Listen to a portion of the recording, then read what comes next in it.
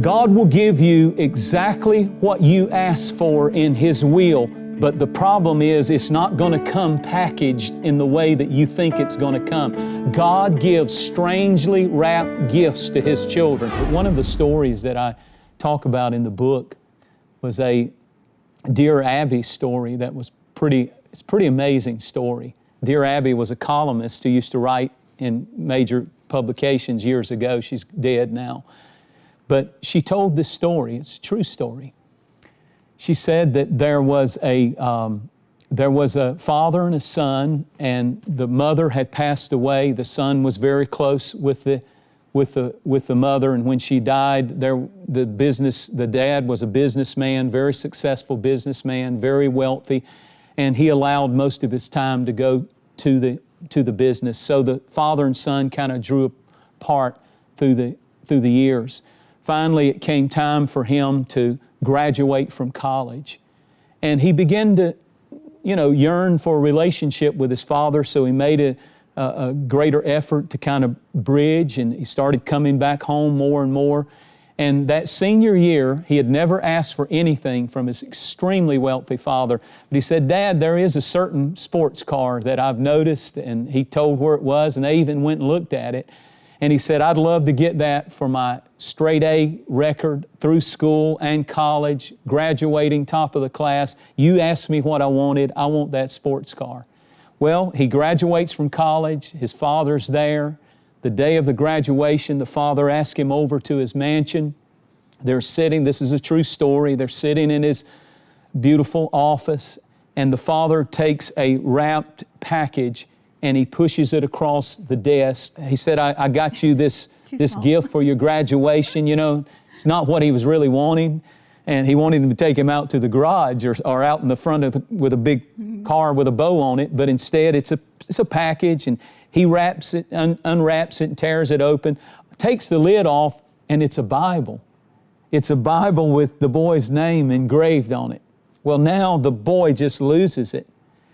And he looks at his father and he says, "You've never been very religious except for the last year of your life where you talk about Jesus all the time." Takes that package with the Bible in it, never pulls it out of the box, shoves it across the desk. He gives his dad an earful and storms out, never comes back to see his dad for over a year. He meets a girl, he goes out and does good in business, uses his father's contacts, and does very well, meets a beautiful girl, marries her, doesn't invite the dad to the wedding, and finally he has his firstborn son. And when he starts to realize that how precious that child is, he begins to yearn to bridge the relationship with his father. And here's the point that I'm getting to. He decides to surprise his father and loads his little family up with his newborn son, and they go across states to get back to where the father is, and tragically the father died of a heart attack during the process of the trip. When he gets there, he's heartbroken. And everything that he had, his father willed over to him, all of the masses of wealth and the mansion and everything that he had. He walks into the study and he's broken, and he looks up and he sees up on a shelf that very package that his father gave him for his graduation. He takes it down. He opens up the box. He grabs the Bible. It's marked on a page that says, "If you know how to give good gifts to your father or your kids, how much more will your father give good gifts to you?" He grabs it. He's emotional. He's holding the Bible and weeping, missing his father, and something drops out of the back of the Bible. It's a key. It's a car key. He reaches down and he realizes it's the key to the sports car. Sure enough, he goes out in the garage, and there under a dusty cover is the car that had been sitting there all those years. His father gave him exactly what he had asked for. He didn't recognize it because of the wrappings that it came in. God will give you exactly what you ask for in His will, But the problem is, it's not going to come packaged in the way that you think it's going to come. God gives strangely wrapped gifts to His children. Ask Joseph. He's thrown into a pit. He said, you're headed for a throne, but it's a strange wrapped gift that he ends up with. By the time he's accused of false things and goes through hell, then he ends up at the top. God, the Father, will give you exactly what He's promised you, but it usually will show up in strangely wrapped gifts. Same story with Job, and the same story with you and I. So don't be like that boy and shove back a package. That's how I feel about this COVID situation.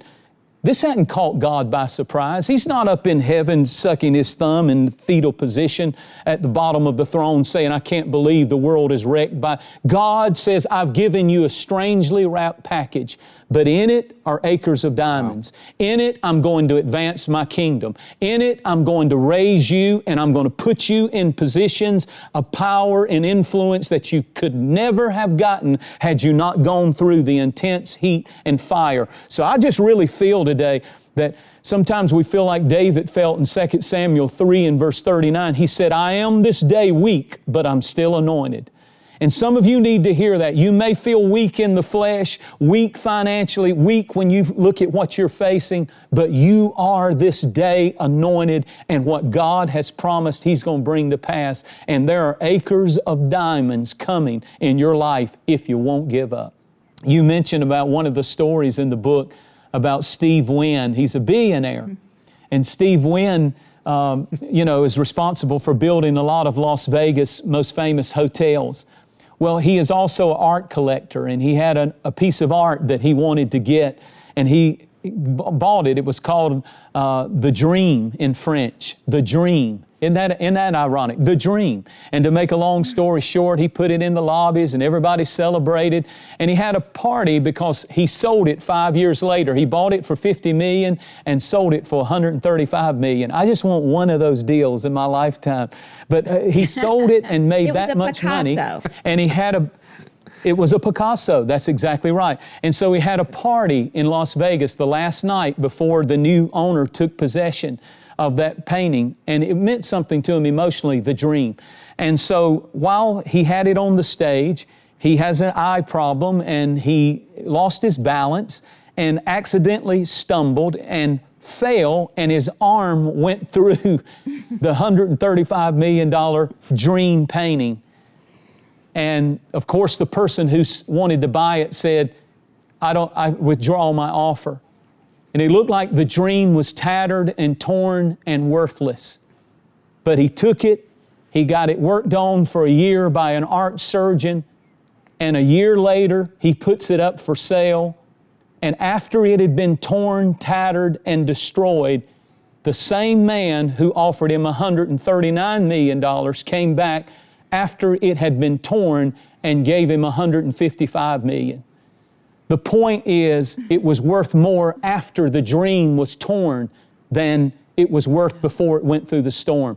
I believe that's going to be true for your business, for your family, for your home, for your life, and for this nation, and for the world, that God is up to something. He said, I will restore the years the cankerworm and the locust are trying to steal from you. Don't lose hope. Don't lose heart. We're living in acres of diamonds. Cling to Jesus. We're going to get through this with great victory. At TBN, our mission is to use every available means to reach as many individuals and families as possible with the life-changing gospel of Jesus Christ. Thank you for helping make the gospel of grace go around the world. Without you, we couldn't do it. God bless you.